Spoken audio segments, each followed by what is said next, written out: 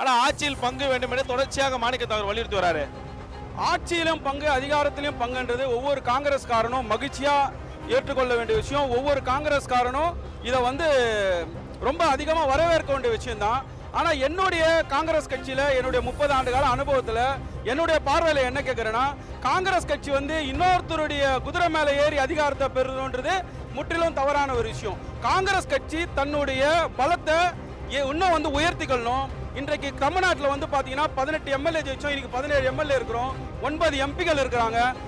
இந்த எம்பிகளும் எம்எல்ஏக்களும் அவங்கவுங்க பகுதியில் அவங்கவுங்க மாவட்டத்தில் கட்சியை வளர்க்கறதுக்காக எத்தனை மாநாடுகள் செய்தார்கள், எத்தனை பேரணிகள் செஞ்சாங்க, மக்கள் பிரச்சனை எத்தனை தலையிட்டாங்க, கட்சி உறுப்பினர்களுக்கு என்னெல்லாம் கட்சியை சார்ந்தவர்களுக்கு அவங்களுடைய மேம்பாட்டுக்கு என்ன உதவிகள்லாம் செஞ்சாங்க.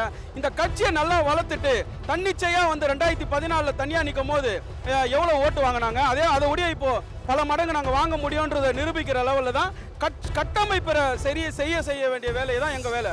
ஏன்னா இன்னைக்கு பரமசிவன் கழுத்தில் இருக்கிற பாம்பு மாதிரி தான் அண்ணன் மாணிக்கத்தாவூர் இருக்காரு. அதாவது இன்னைக்கு ஆட்சியில் பங்கு அதிகாரத்தில் பங்குன்றது கண்டிப்பாக எல்லா கட்சிக்காரும் எனக்கு கூட அதில் ஒரு வாய்ப்பு தான். ஆனால் அந்த ஆட்சியில் பங்கு அதிகாரத்தில் பங்குன்றது யாருக்கு கேட்குறாரு? ஏற்கனவே போன முறை பார்த்தீங்கன்னா 25 எம்எல்ஏ வாங்கணும் சட்டமன்றத்தில் திமுக கூட்டணியில். அதில் பார்த்தீங்கன்னா 4 எம்எல்ஏ அண்ணன் மாணிக்கத்தாவூர் பெற்றாரு. அந்த 4 எம்எல்ஏ பார்த்தீங்கன்னா ஒருத்தர் அமேஸ்மெண்ட் பார்க் உடைய ஓனரு, இன்னொருத்தர் பட்டாசு தொழிற்சாலையுடைய ஓனரு, இன்னொருத்தர் பார்த்தீங்கன்னா ஒரு எம்பி உடைய மகன், இன்னொருத்தர் பார்த்தீங்கன்னா ஒரு உறவினர்.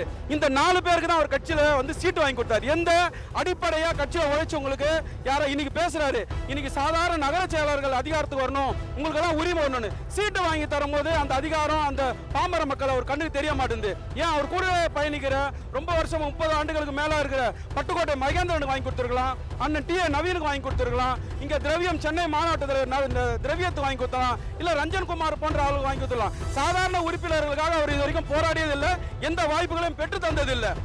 இளைஞர் காங்கிரஸ் தேர்தலில் கூட யாருக்கிட்ட கோடி கணக்கில் பணம் இருக்குமோ அவங்கள தான் அவர் முன்னிறுத்துவார். அதனால அவர் அதாவது ஆடு நனையுது என்று ஓன ஆழ்வது போலதான் திரு மாணிக்கத்தாவூருடைய கருத்தா இருக்குது. பட்டியலின சமூகத்தை சார்ந்த ஒருத்தர் ஒரு மாநில தலைவராக இருக்காரு. அவங்களுக்கு பாத்தீங்கன்னா போன முறை 25 சீட்டு வாங்கி 18 எம்எல்ஏ ஜெயிச்சோம்.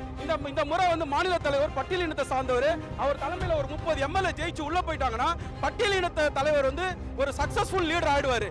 இது முழுக்க ஜாதிய அடிப்படையில் இவங்க அவருடைய தலைமையில் சக்சஸ் ஆகக்கூடாதுன்னு ஒரு போடுற பின்னணி கணக்கு தான் நான் இதை எச்சித்துறையா பார்க்குறேன். இன்னைக்கு பாத்தீங்கன்னா அகில இந்திய செயலாளர் மயூரா ஜெயக்குமார் பாத்தீங்கன்னா ஒரு ஃபேஸ்புக்கில் 5 கட்சியிலிருந்து 6 கட்சியிலிருந்து மாறி வந்தாரு தலைவர் சுட்டி காட்டுறாரு. அதாவது இதுல முழுக்க மயூரா ஜெயக்குமாருடைய ஜாதிய வன்மம் அதுல தெரியுது. அவர் ஜாதியோட அவர் இணைந்து அவர் ஜாதிய தலைவருக்கு சப்போர்ட்டா அவர் செயல்படுவாரா.